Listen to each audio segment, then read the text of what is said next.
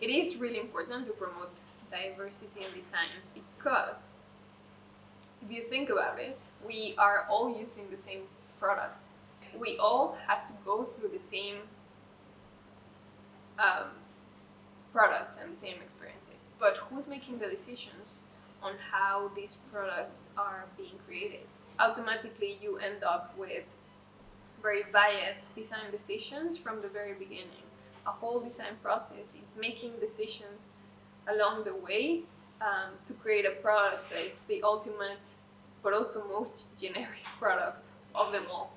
And if we don't have enough women in the design industry designing products, whether it's a physical product or it's a digital product,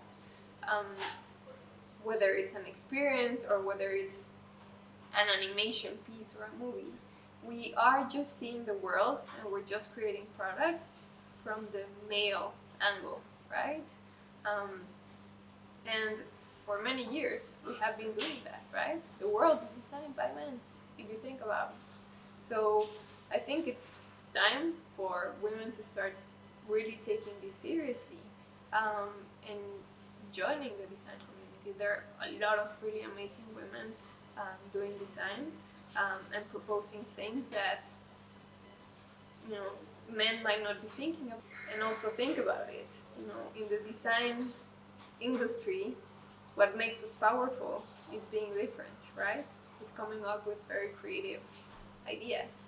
So, if it's an industry that it's just not so female dominated, well, you are the queen to come and rock it. So we do need more women to come into these industries, and we need more women to understand that there is not a mold that they need to fit, that they don't need to be they don't need to be the same as what was there before, because if we think about it, what was there before, it was a world that was male dominated, just because that was history, right?